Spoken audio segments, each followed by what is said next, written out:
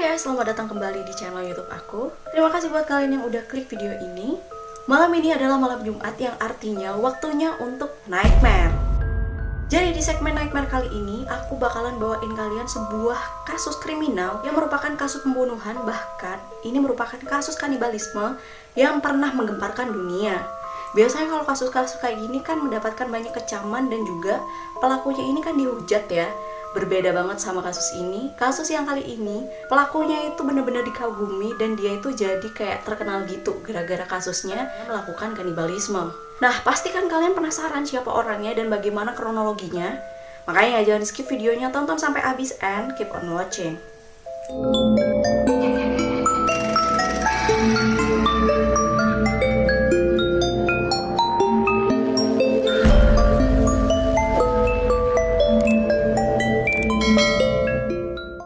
Seperti kita tahu bahwa Jepang memiliki banyak banget destinasi wisata yang indah dan juga kuliner-kuliner yang beragam, iya kan? Tapi jangan salah nih guys, di Jepang juga merupakan salah satu negara yang tingkat kriminalnya juga tinggi. Pasti kalian pernah dengar kan kasus penculikan dan pembunuhan yang terjadi di Jepang. Itu tuh sadis banget, kayak bener-bener di luar nalar. Nah, inilah kasus yang bakalan aku bawain sama kalian, kasus tentang pembunuhan bahkan kanibalisme yang dilakukan oleh seseorang yang di samping aku ini, Mas Cungkring ini, yang dia lakukan pada tahun 1981. Nah, sebelum aku ceritain kronologi lengkap tentang pembunuhannya, aku bakalan ceritain dulu siapa orang Cungkring di samping aku ini.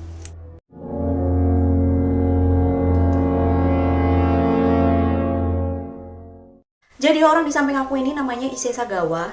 Dia lahir di Kobe, Jepang pada tanggal 26 April 1949. Seperti kita tahu biasanya anak-anak psikopat itu biasanya berasal dari keluarga yang gak harmonis dan juga memiliki lingkungan yang jelek, ya kan. Berbeda banget dengan kasusnya Issei Sagawa ini. Dia ini berasal dari keluarga yang kaya raya dan bahkan harmonis. Ia pun mendapatkan cukup kasih sayang dari kedua orang tuanya dan dia deket banget sama adiknya. Nah, jadi apa sih yang melatar belakangi si Issei Sagawa ini sampai tega banget melakukan pembunuhan dan kanibalisme terhadap korbannya? Jadi pada saat Issei Sagawa ini masih kecil, sering banget diajak sama adiknya itu untuk bermain Attack on the Titan gitu sama ayah dan pamannya. Jadi di sini ayah dan pamannya akan menjadi raksasa yang akan memakan si Issei bersama adiknya.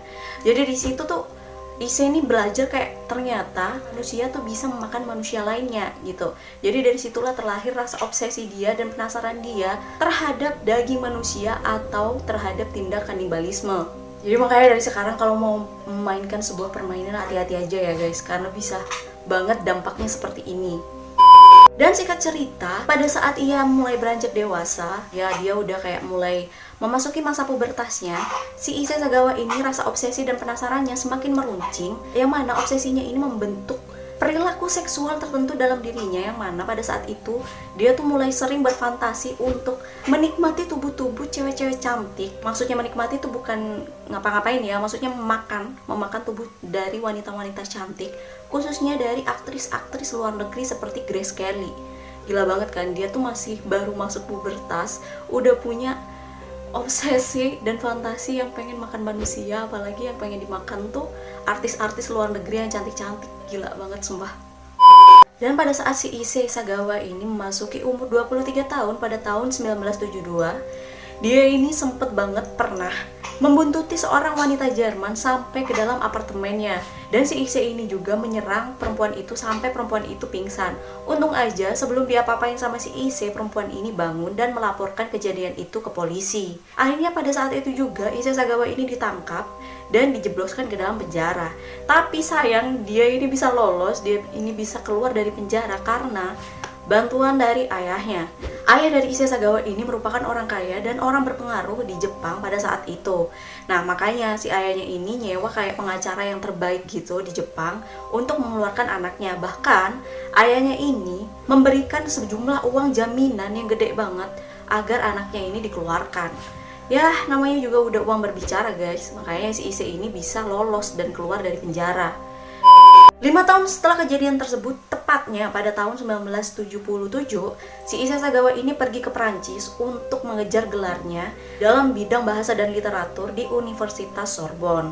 Dan pada saat di Paris ini, si Issei Sagawa juga sempat menjadi penulis untuk beberapa tahun.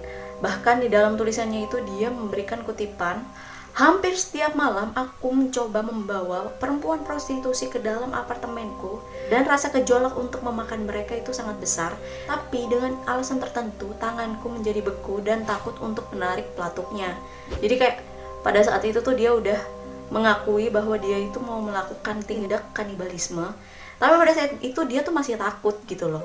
Dan itu dia tulisin di salah satu bukunya. Gila nggak sih?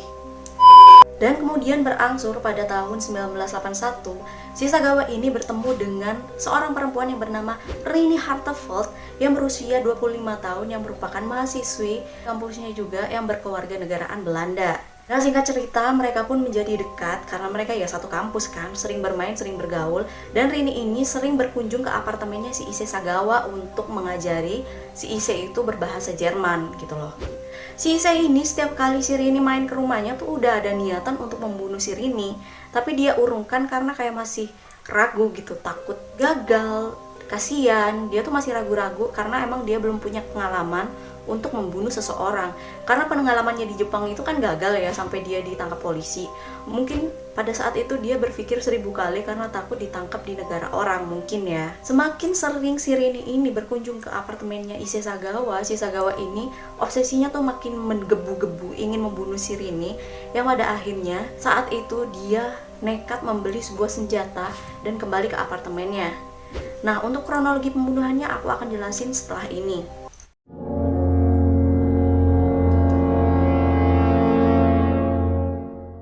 Sampailah pada saat pembunuhan. Pada tanggal 11 Juni 1981, seperti biasa, si Rini Hartevelt ini tidak merasakan ada kecurigaan tentang si Sagawa ini. Karena bisa dilihat kan, Sagawa ini penampilannya kayak orang culun, kurus gitu. Jadi kayak nggak mungkin dia akan nyerang si Rini Hartevelt. Kayak apalagi mereka udah jadi temen akrab gitu kan. Jadi pada saat si Rini ini udah sampai di apartemennya Sagawa, setelah selesai berlatih bahasa Jerman, Sagawa ini meminta Rini untuk menerjemahkan tugas puisinya. Akhirnya karena Rini ini sangat menguasai sekali bahasa Jerman, ya dia langsung aja kan kayak nggak curiga, nggak mikir apa-apa, langsung kayak bantuin aja ngerjain tugasnya si Sagawa ini. Nah, pada saat si Rini ini sibuk menerjemahkan tugasnya si Sagawa dengan nggak ada otaknya, si Sagawa menembak Rini di bagian lehernya yang membuat Rini ini meninggal seketika pada saat itu juga. Buset. Nah, lucunya habis nembak si Rini ini, si Sagawa sendiri tuh shock dan jadi pingsan. Goblok. Jadi karena Sagawa ini belum pernah membunuh orang pada saat itu, apalagi ini merupakan pembunuhan pertamanya dia. Jadi dia tuh shock sendiri pada saat dia selesai nembak si Rini, dia kaget, dia pingsan. Tapi nggak lama setelah itu dia langsung bangun dan langsung melakukan tindak mutilasi terhadap si Rini Hartevelt. Jadi bagian tubuhnya Rini Hartevelt ini dipotong-potong jadi beberapa bagian. Dan si Sagawa ini memakan bagian-bagian tubuhnya tuh selama 2 hari. Ada yang dia makan secara mentah, ada yang dimasak, bahkan ada yang dia simpan di kulkas. Buset anjrit. Nah, setelah si Sagawa ini merasa kenyang, dia tuh mau ngebuang sisa-sisa dari tubuhnya si Rini Hartevelt ini menggunakan sebuah koper. Dia udah beli 2 buah koper dan dia berniat untuk membuang mayatnya ini, sisa-sisa tulang belulangannya yang udah dimakan sama dia ini, dagingnya, Danau Bois de Boulogne. Tapi tulisannya kayak gini ya. Tapi sebelum sempat dia melancarkan aksinya, untungnya polisi udah datang dan langsung menyergap si Issei Sagawa ini. Nggak tahu gimana ceritanya, tiba-tiba polisi tahu aja.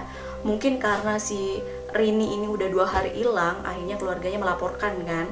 Apalagi kan bisa dilacak, orang terakhir kali yang bertemu dengan si Rini itu adalah Issei Sagawa. Akhirnya Issei Sagawa pun singkat cerita ditangkap oleh kepolisian Jerman dan dia diperiksa.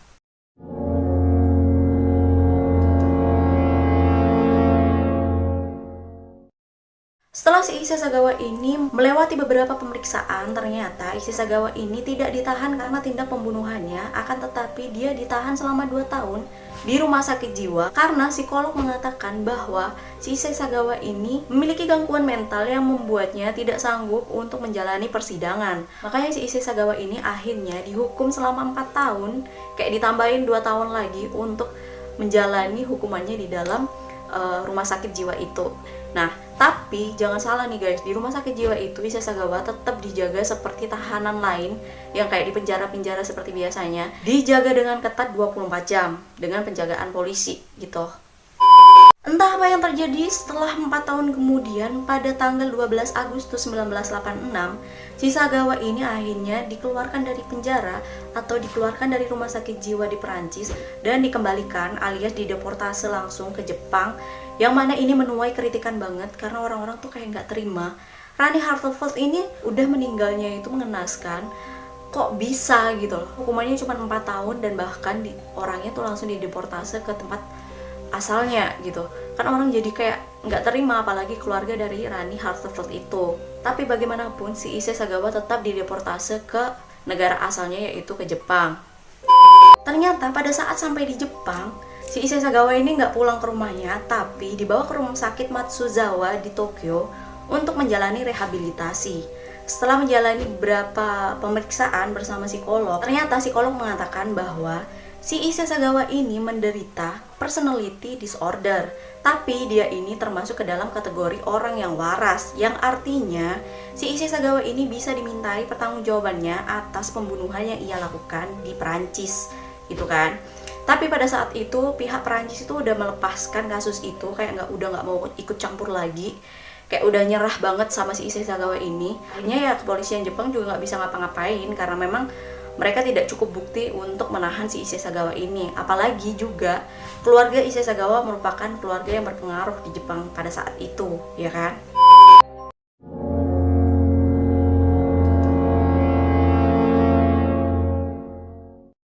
Setelah kasus ini mencuat di mana-mana, jadi viral, si Issei Sagawanya juga ini menjadi viral dan banyak banget orang yang mengagumi Issei Sagawa tentang tindak kanibalismenya. Gila banget kan orang-orang, kenapa bisa kayak kagum sama orang yang membunuh orang lain, bahkan makan orang lain. Jadi ternyata pada saat si Issei Sagawa ini menjalankan proses rehabilitasinya di rumah sakit Matsuzawa Tokyo, si Issei Sagawa ini menulis sebuah autobiografi yang berjudul In the Fog. Nah, pada saat dia udah keluar dari rumah sakit Matsuzawa itu, kayak udah selesai proses rehabilitasinya, dia ini meluncurkan sebuah buku dalam bentuk novel, manga, antologi yang bertemakan fantasi kanibalisme. Gila kan emang orang ini? Anjir, udah tahu jadi kriminal tapi dia kayak masih pede aja bawakan cerita hidupnya dengan mencurahkan lewat novel, manga. Buset.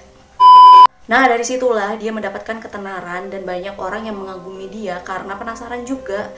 Kayak dari buku-buku yang dia buat itu, orang-orang jadi kayak tahu kayak rasa daging manusia tuh seperti apa, karena si Issei Sagawa ini benar-benar dengan detail menceritakan bagaimana rasa daging manusia, bagaimana rasanya membunuh orang pertama kali. Pokoknya sesuatu yang seperti itulah. Kayak what the hell?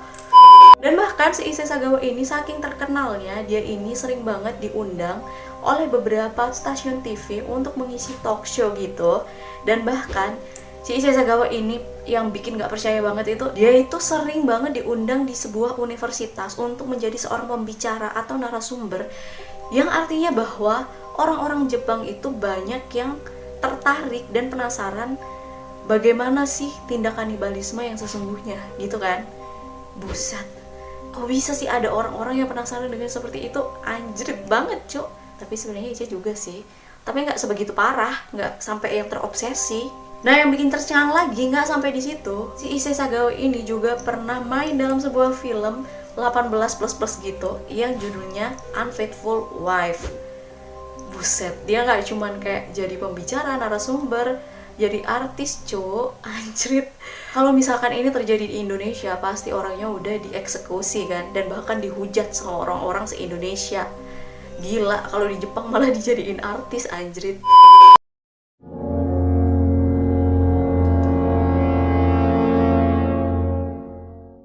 Nah, apa yang dilakukan oleh Sagawa ini ternyata berdampak banget kepada keluarganya, yang mana keluarganya tuh merasa malu dan benar-benar stres banget, depresi, dan satu persatu keluarganya itu meninggal dunia. Mulai dari yang pertama adiknya, adik laki-lakinya si Issei Sagawa ini yang deket banget sama si Issei Sagawa dari kecil, itu mulai sering kambuh asmanya karena stres, dan pada akhirnya ujung-ujungnya tuh meninggal. Dan kedua orang tua dari Issei Sagawa ini, meskipun orang yang berpengaruh pada saat itu, mereka pun ya punya rasa malu kan, punya anak yang seperti itu. Akhirnya mereka nih mengundurkan diri dari pekerjaannya, mereka berdua, ayah ibunya. Dan bahkan mereka berdua juga sering banget mencoba untuk melakukan tindak bunuh diri, yang akhirnya mereka berdua benar-benar meninggal dunia pada tahun 2005. Nah, pada saat itu kan di luar sana si Issei Sagawa ini kayak benar-benar dikagumi dan menjadi artis ya.